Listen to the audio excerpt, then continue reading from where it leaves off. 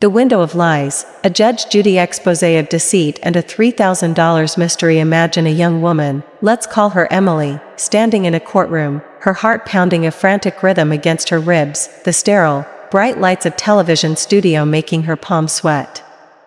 Across from her stands her former friend, a young man named Nicholas, whose shifty eyes and slumped shoulders tell a story he's desperately trying to hide. Presiding over this tense confrontation is the one and only Judge Judy, a woman whose reputation for slicing through nonsense is as sharp as the gavel she commands. The case seems simple on its surface: a broken window in a rented home and a list of destroyed belongings worth a staggering $3,000.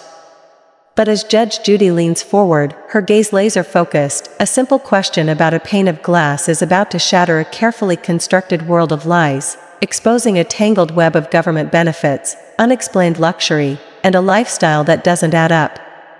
This isn't just about a broken window, this is a doorway into a mystery, and the first crack in the story appears when Nicholas opens his mouth. "It was actually," he starts, but Judge Judy cuts him off with a sharp, dismissive that echoes in the silent, waiting studio. The air is thick with suspense, you can feel the tension clinging to the walls. Emily, trying to explain, says the window had broken on its own, a claim so flimsy it almost bends under the weight of Judge Judy's disbelief. The judge's voice is a low, dangerous calm as she demands the truth. "I want you to tell me how the window got broken." Nicholas, now looking like a deer caught in headlights, weaves a tale of his cats needing to stay inside, so he was closing the window, a story that feels as fragile as the glass he claims broke accidentally. The disbelief on Judge Judy's face is palpable, a storm cloud gathering before the rain. "I don't believe that," she states, her words dropping like stones. "Put your hand down." "I don't believe that." "I want to tell you I don't believe it." The finality in her tone is terrifying, and Nicholas can only muster a weak, "Okay," his confidence visibly crumbling. But the real drama, the true suspense, begins when Nicholas, in a foolish attempt to sound helpful, digs his own grave deeper. He explains, with a surprising amount of detail, that the window was faulty, that it would jam up, and that it took a lot of force to push it down. He paints a picture of himself as the handyman of the house, the one who did most of the maintenance around the house, finally using that force and breaking a metal bracket. A hush falls over the room. Judge Judy seizes on this confession with the precision of a master hunter. Her eyes narrow, and she connects two facts with devastating logic. "Let me tell you something, Nicholas," she begins, her voice dripping with sarcastic revelation. 10 minutes ago, you said to me you haven't worked in 2 years because you're waiting for shoulder surgery on both of your shoulders. The trap is sprung.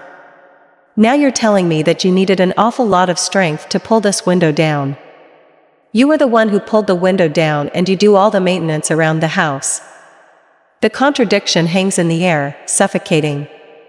Nicholas tries to backtrack, mumbling about light maintenance, but the damage is done. The image he presented of a helpless, injured man is now shattered, just like the window. Judge Judy then twists the knife, her voice rising with incredulous authority. "If you can pull down a window and do maintenance around the house, you can wash dishes." She is not just questioning a broken window, she is questioning his entire character, his integrity, his very reason for being. This is no longer a small claims case, it is an interrogation into a life built on shaky foundations. The suspense intensifies as Judge Judy, now a detective in a black robe, turns her attention to the mysterious source of Emily and Nicholas's income. How could two young people, one claiming severe disability and the other working from home, afford the expensive items on their $3,000 claim? The judge's questions come like rapid gunfire, each one designed to break down their defenses. "How do the two of you make money to pay your rent and support yourselves?" "You get where I'm going?" she asks, her eyes boring into their souls. The atmosphere is electric with unspoken accusations. She mentions Emily didn't file tax returns, to which Emily claims she makes money by selling glass online, a venture that apparently didn't warrant a single tax form. The judge's sarcasm is scalding. "How old are you?" she demands of the 21-year-old, who then admits to receiving food stamps. This is the moment the real bombshell drops. Judge Judy, with a theatrical flourish that adds to the drama, reveals the stunning hypocrisy. So, you get food stamps, and, yet, you have a computer and a laptop that you said was damaged and a waterbed and headboards and a 60-inch television set. The list of luxuries is a stark, shocking contrast to the image of government-dependent poverty they tried to project. The suspense is no longer about who broke the window, it's about how this entire lifestyle was funded. Emily weakly claims the TV was bought for me, earning a grammar lesson from the judge. There's no such word, a moment of levity that only highlights the seriousness of the situation.